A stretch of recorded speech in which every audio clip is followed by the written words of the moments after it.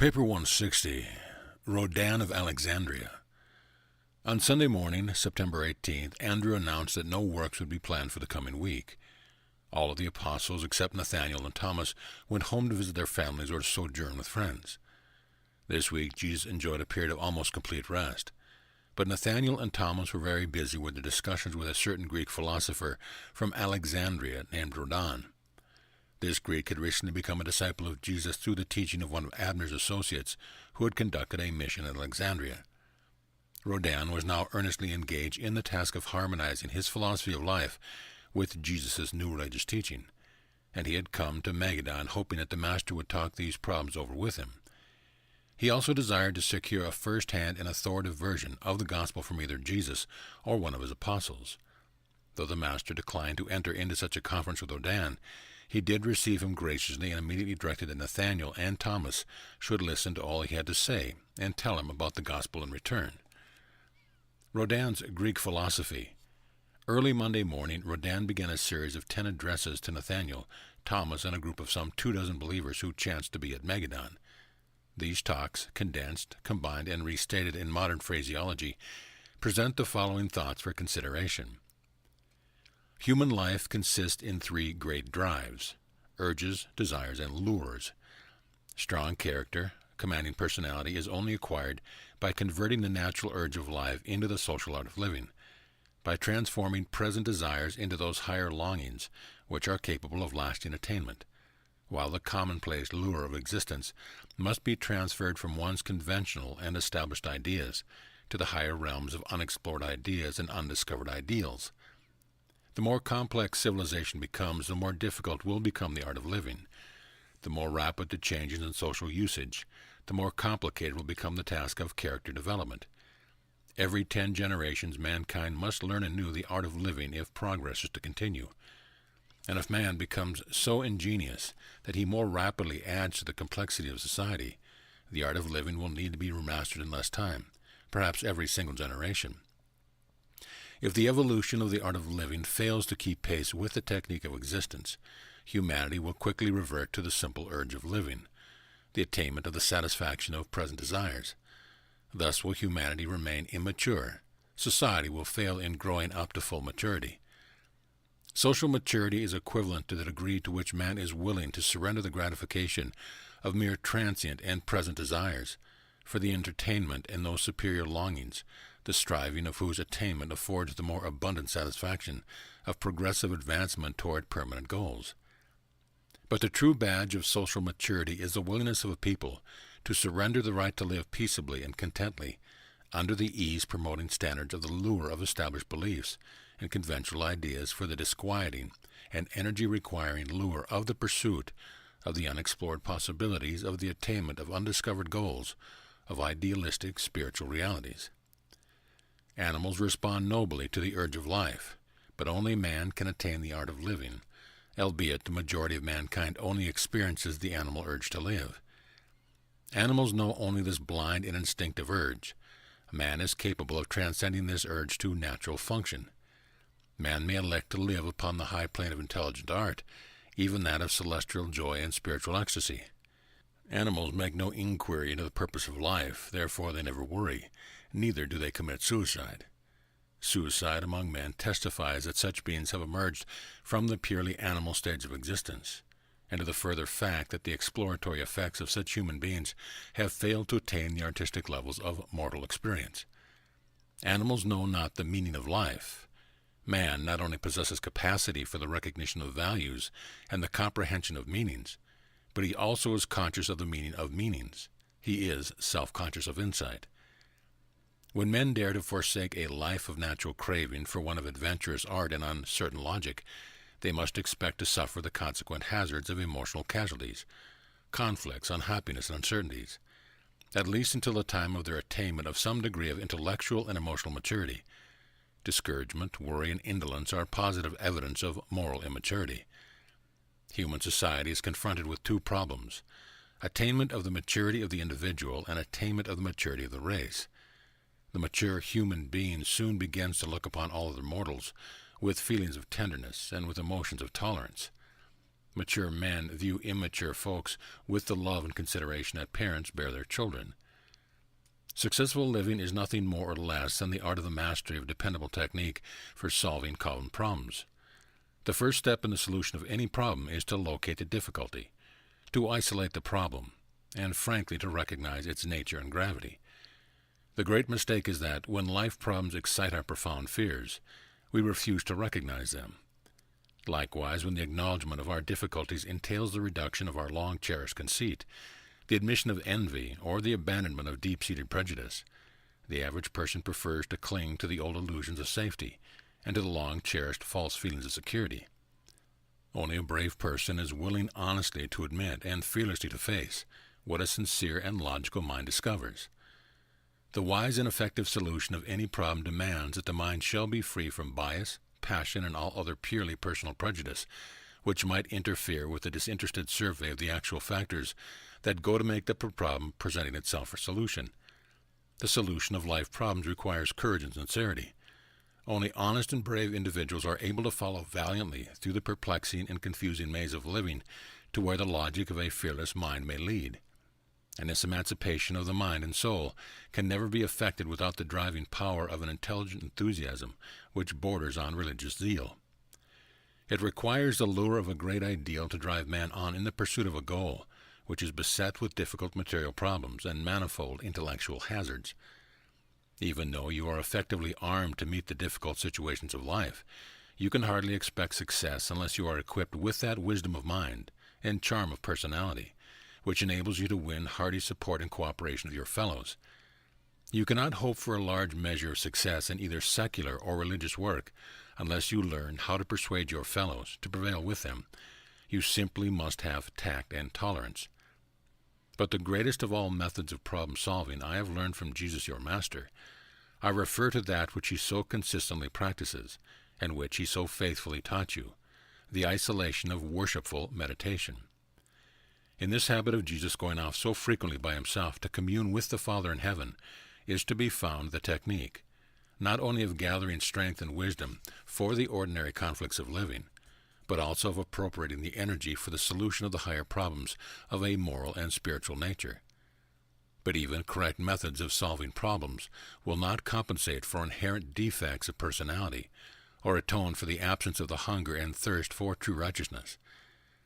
I am deeply impressed with the custom of Jesus in going apart from himself to engage in these seasons of solitary survey of the problems of living, to seek for new stores of wisdom and energy for meeting the manifold demands of social service, to quicken and deepen the supreme purpose of living by actually subjecting the total personality to the consciousness of contacting with divinity, to grasp for possession of new and better methods of adjusting oneself to the ever-changing situations of living existence, to effect those vital reconstructions and readjustments of one's personal attitude which are so essential to enhanced insight into everything worthwhile and real, and to do all of this with an eye single to the glory of God, to breathe in sincerity your Master's favorite prayer, "Not my will, but yours be done." This worshipful practice of your Master brings that relaxation which renews the mind, that illumination which inspires the soul, that courage which enables one bravely to face one's problem, that self-understanding which obliterates debilitating fear, and the consciousness of union with divinity which equips man with the assurance that enables him to dare to be godlike. The relaxation of worship or spiritual communion as practiced by the Master relieves tension, removes conflicts, and mightily augments the total resource of the personality. And all this philosophy, plus the gospel of the kingdom, constitutes a new religion as I understand it. Prejudice blinds the soul to the recognition of truth, and prejudice can be removed only by the sincere devotion of the soul to the adoration of a cause that is all-embracing and all-inclusive of one's fellow man. Prejudice is inseparably linked to selfishness. Prejudice can be eliminated only by the abandonment of self-seeking, and by substituting, therefore, the quest of the satisfaction of the service of a cause that is not only greater than self, but one that is even greater than all humanity, the search for God, the attainment of divinity. The evidence of maturity of personality consists in the transformation of human desires, so that it constantly seeks for the realization of those values which are highest and most divinely real. In a continually changing world, in the midst of an evolving social order, it is impossible to maintain settled and established goals of destiny. Stability of personality can be experienced only by those who have discovered and embraced the living God as the eternal goal of infinite attainment. And thus to transfer one's goal from time to eternity, from earth to paradise, from the human to the divine, requires that man shall become regenerated, converted, reborn again, that he shall become the recreated child of the divine Spirit, that he shall gain entrance into the brotherhood of the kingdom of heaven. All philosophies and religions will fall short of these ideals, are immature. The philosophy which I teach, linked with the gospel with which you preach, represents the new religion of maturity, the ideal of all future generations.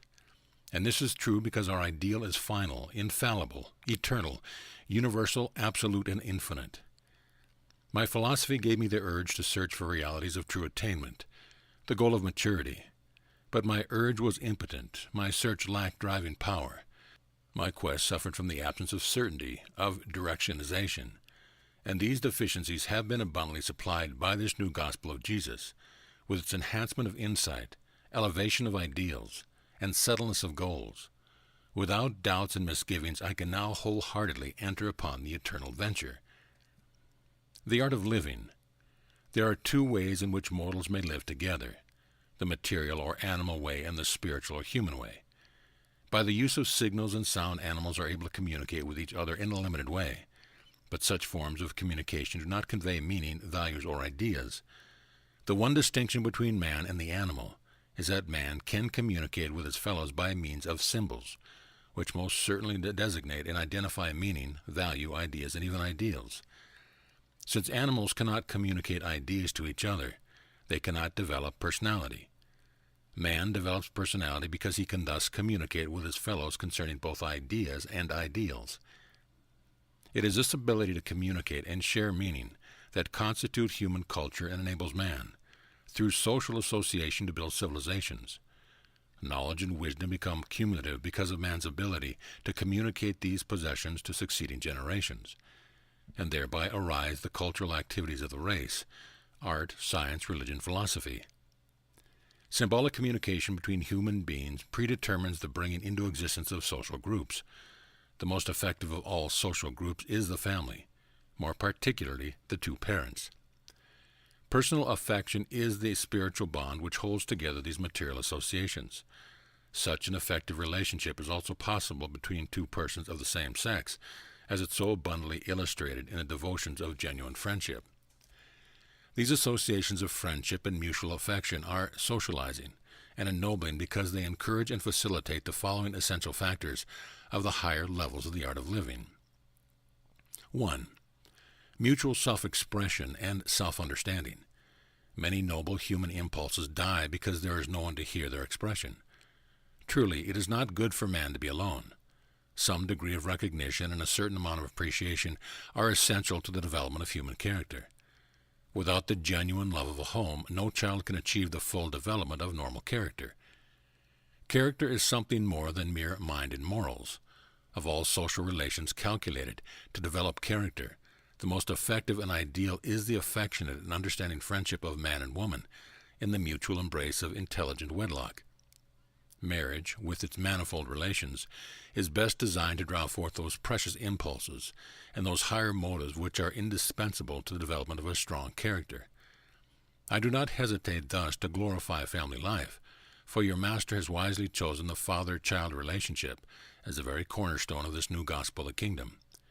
And such a matchless community of relationship, man and woman, in the fond embrace of the highest ideals of time, is so valuable and satisfying an experience that it is worth any price, any sacrifice requisite for its possession.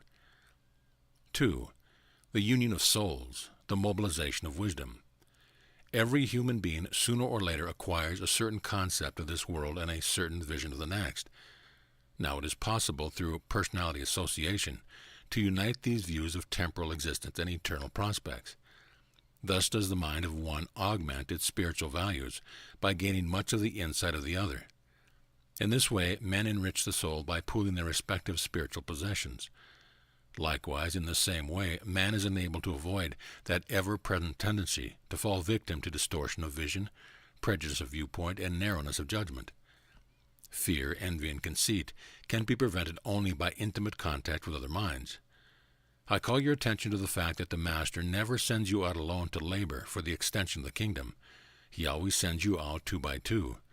And since wisdom is super-knowledge, it follows that, in the union of wisdom, the social group, small or large, mutually shares all knowledge. 3. The enthusiasm for living. Isolation tends to exhaust the energy charge of the soul.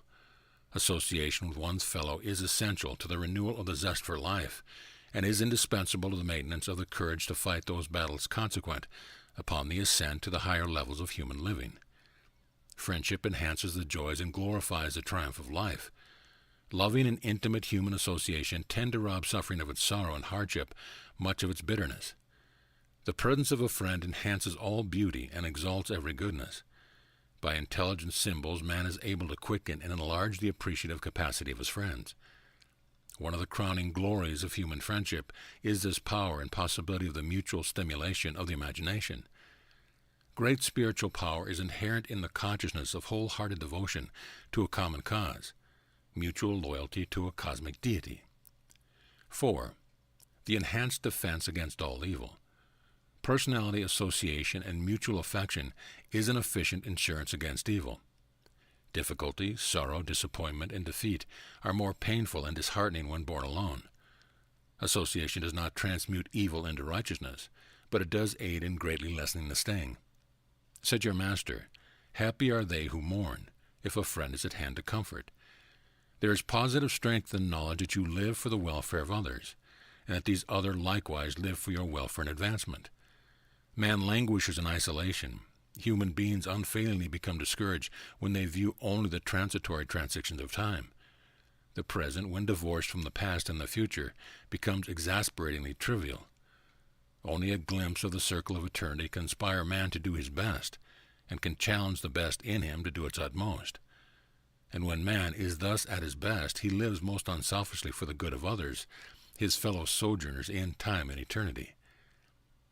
I repeat, such inspiring and ennobling associations find its ideal possibilities in the human marriage relationship.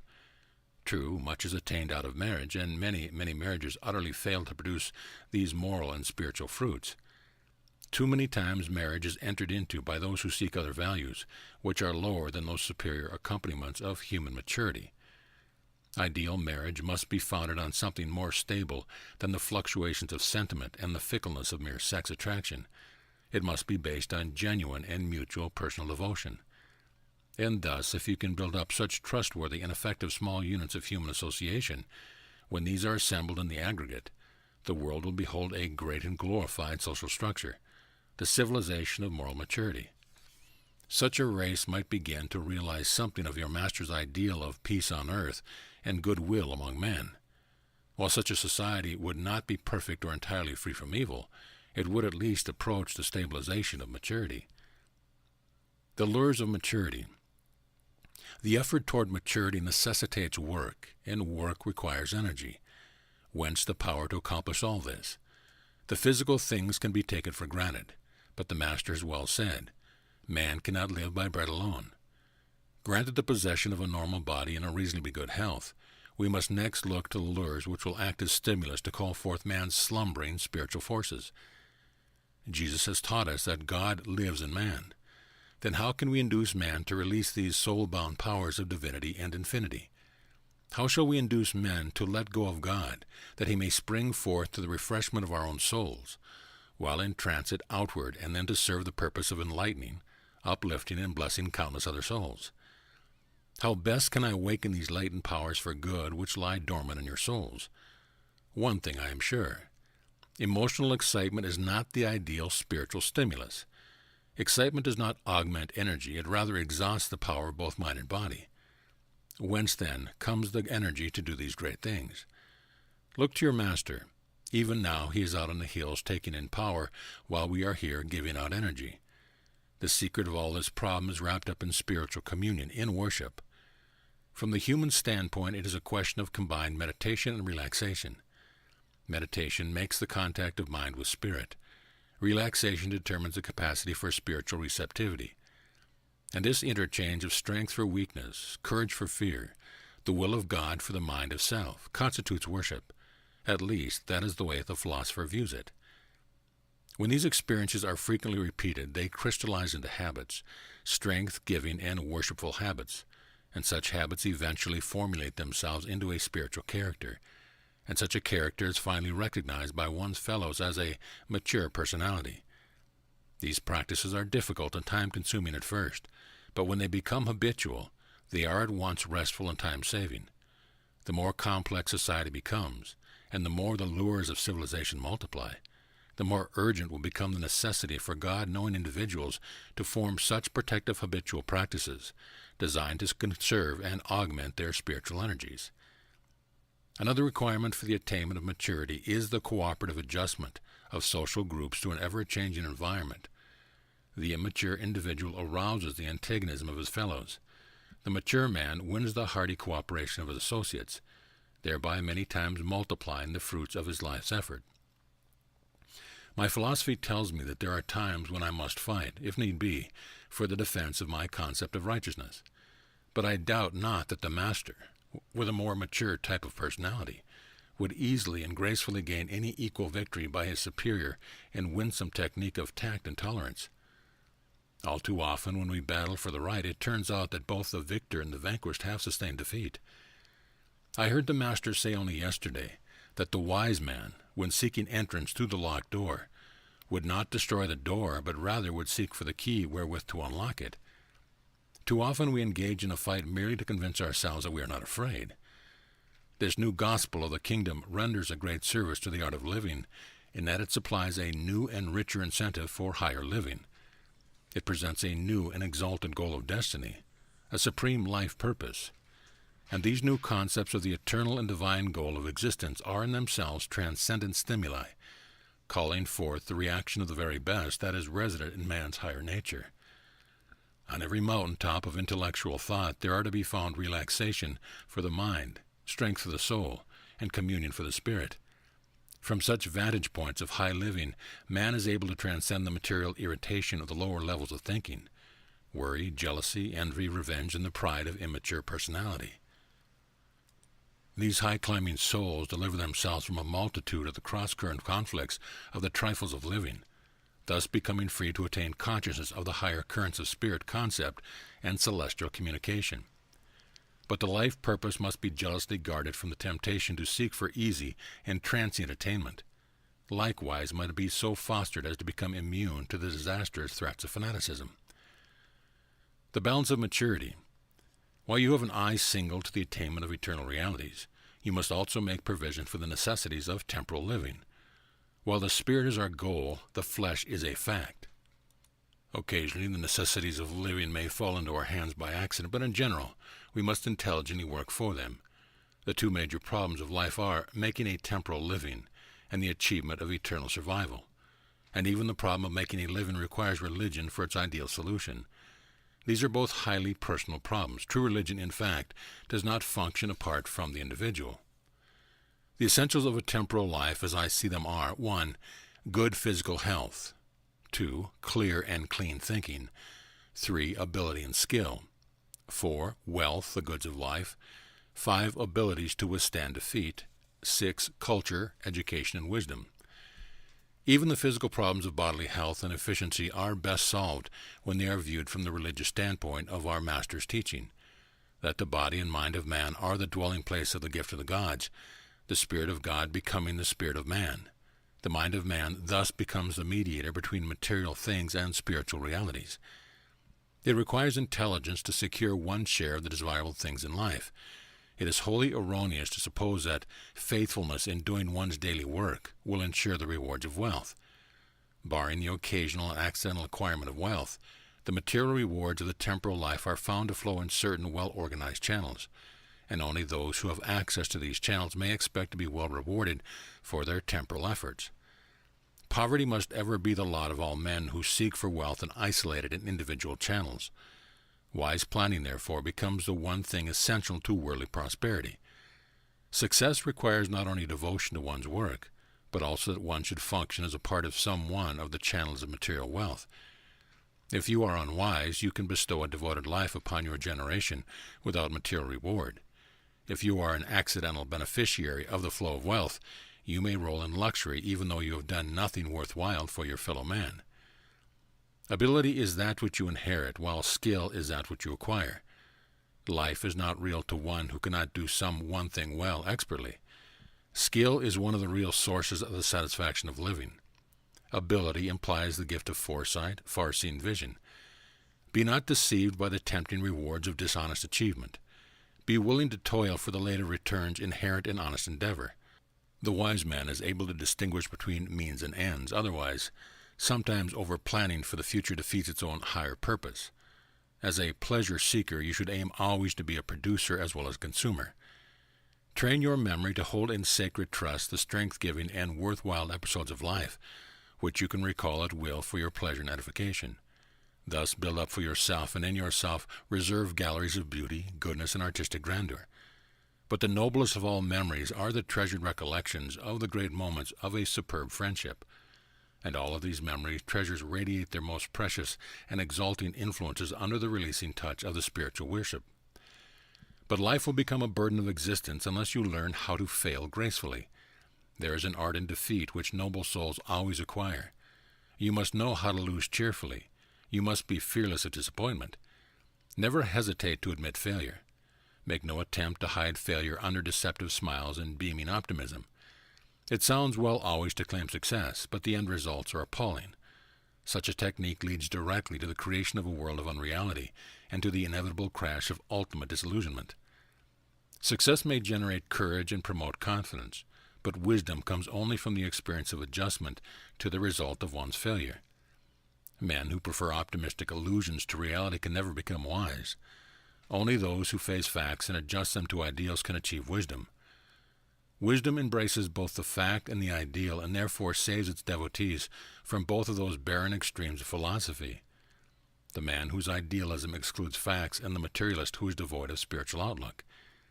Those timid souls who can only keep up the struggle of life by the aid of continuous false illusions of success are doomed to suffer failure and experience defeat, as they ultimately awaken from the dream world of their own imagination.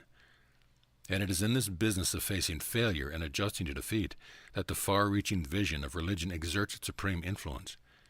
Failure is simply an educational episode, a cultural experience in the acquirement of wisdom. In the experience of the God-seeking man who is embarked on the eternal adventure of exploration of a universe. To such men, defeat is but a new tool for the achievement of higher levels of universe reality. The career of a God-seeking man may prove to be a great success in the light of eternity, even though the whole temporal life enterprise may appear as an overwhelming failure, provided each life failure yielded the culture of wisdom and spirit achievement. Do not make the mistake of confusing knowledge, culture, and wisdom. They are related in life, but they represent vastly differing spirit values. Wisdom ever dominates knowledge and always glorifies culture. The religion of the ideal. You have told me that your master regards genuine human religion as the individual's experience with spiritual realities. I have regarded religion as a man's experience of reacting to something which he regards as being worthy of the homage and devotion of all mankind. In this sense, religion symbolizes our supreme devotion to that which represents our highest concept of the ideals of reality and the farthest reach of our minds towards eternal possibilities of spiritual attainment. When men react to religion in the tribal, national, or racial sense, it is because they look upon those without their group as not being truly human. We always look upon the object of our religious loyalty as being worthy of the reverence of all men. Religion can never be a matter of mere intellectual belief or philosophic reasoning. Religion is always and forever a mode of reacting to the situations of life. It is a species of conduct. Religion embraces thinking, feeling, and acting reverently towards some reality which we deem worthy of universal adoration. If something has become a religion in your experience, it is self-evident that you have already become an active evangel of that religion, since you deem the supreme concept of your religion as being worthy of the worship of all mankind, all universe intelligences. If you are not a positive and missionary evangel of your religion, you are self-deceived, and that what you call a religion is only a traditional belief or a mere system of intellectual philosophy. If your religion is a spiritual experience, your object of worship must be the universal spirit reality and ideal of all your spiritual concepts. All religions based on fear, emotion, tradition, and philosophy I term the intellectual religions, while those based on true spirit experience I would term the true religions. The object of religious devotion may be material or spiritual, true or false, real or unreal, human or divine.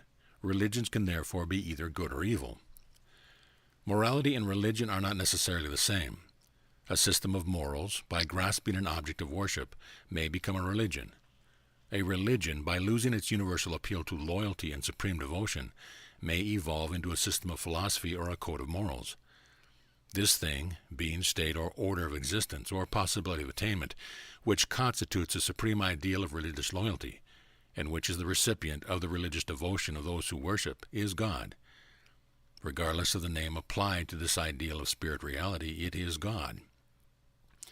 The social characteristics of a true religion consist in the fact that it invariably seeks to convert the individual and to transform the world. Religion implies the existence of undiscovered ideals, which far transcend the known standards of ethics and morality embodied in even the highest social usage of the most mature institutions of civilization. Religion reaches out for undiscovered ideals, unexplored realities, superhuman values, divine wisdom, and true spirit attainment. True religion does all of this. All other beliefs are not worthy of the name. You cannot have a genuine spiritual religion without the supreme and supernal idea of an eternal God. A religion without this God is an invention of man, a human institution of lifeless intellectual beliefs and meaningless emotional ceremonies. A religion might claim as the object of devotion a great ideal, but such ideals of unreality are not attainable. Such a concept is illusionary. The only ideals susceptible of human attainment are the divine realities of the infinite values resident in the spiritual fact of the eternal God. The word God, the idea of God, as contrasted with the ideal of God, can become a part of any religion, no matter how puerile or false that religion may chance to be. And this idea of God can become anything which those who entrain it may choose to make it. The lower religions shape their ideas of God to meet the natural state of the human heart. The higher religions demand that the human heart shall be changed to meet the demands of the ideals of true religion. The religion of Jesus transcends all our former concepts of the idea of worship, in that he not only portrays his Father as the ideal of infinite reality, but positively declares that this divine source of values and the eternal center of the universe is truly and personally attainable by every mortal creature who chooses to enter the kingdom of heaven on earth, thereby acknowledging the acceptance of sonship with God and brotherhood with man. That I submit is the highest concept of religion the world has ever known, and I pronounce that there can never be a higher since this gospel embraces the infinity of realities, the divinity of values, and the eternity of universal attainment. Such a concept constitutes the achievement of the experience of the idealism of the supreme and the ultimate. I am not only intrigued by the consummate ideals of this religion of your Master, but I am mightily moved to profess my belief in his announcement that these ideals of spirit realities are attainable, that you and I can enter upon this long and eternal venture with this assurance of the certainty of our ultimate arrival at the portals of paradise. My brethren, I am a believer. I have embarked. I am on my way with you in this eternal venture. The Master says he came from the Father, and that he will show us the way. I am fully persuaded he speaks the truth.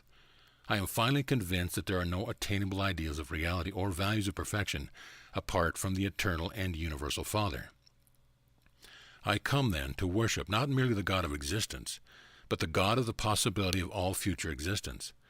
Therefore must your devotion to a supreme ideal, if that ideal is real, be devotion to this God of past, present, and future universes of things in being. And there is no other God, for there cannot possibly be any other God. All other gods are figments of the imagination, illusions of mortal mind, distortions of false logic, and the self-deceptive idols of those who create them. Yes, you can have a religion without this God, but it does not mean anything. And if you seek to substitute the word God for one reality of this ideal of the living God, you have only deluded yourself by putting an idea into the place of an ideal, a divine reality. Such beliefs are merely religions of wishful fancy. I see in the teachings of Jesus religion at its best. This gospel enables us to seek for the true God and to find him. But are we willing to pay the price of this entrance into the kingdom of heaven? Are we willing to be born again, to be remade? Are we willing to be subject to this terrible and testing process of self-destruction and soul reconstruction? Has not the Master said, "Whoso would save his life must lose it"? Think not that I have come to bring peace, but rather a soul struggle. True, after we pay the price of dedication to the Father's will, we do experience great peace provided we continue to walk in those spiritual path of consecrated living. Now are we truly forsaking the lures of the known order of existence, while we unreservedly dedicate our quest to the lures of the unknown, an unexplored order of the existence of a future life, of adventure in the spirit worlds of the higher idealism of divine reality. And we seek for those symbols of meaning wherewith to convey to our fellow man these concepts of the reality of the idealism of the religion of Jesus. And we will not cease to pray for that day when all mankind shall be thrilled by the communal vision of the supreme truth. Just now, our focalized concept of the Father, as held in our hearts, is that God is spirit as conveyed to our fellows, that God is love. The religion of Jesus demands living and spiritual experience. Other religions may consist in traditional beliefs, emotional feelings, philosophic consciousness, and all of that. But the teaching of the Master requires the attainment of actual levels of real spirit progression. The consciousness of the impulse to be like God is not true religion. The feelings of the emotion to worship God are not true religion. The knowledge of the conviction to forsake self and serve God is not true religion. The wisdom of the reasoning that this religion is the best of all is not religion as a personal and spiritual experience. True religion has reference to destiny and reality of attainment, as well as to the reality and idealism of that which is wholeheartedly faith accepted. And all of this must be made personal to us by the revelation of the Spirit of truth. And thus ended the dissertation of the Greek philosopher, one of the greatest of his race, who had become a believer in the gospel of Jesus. End of paper 160.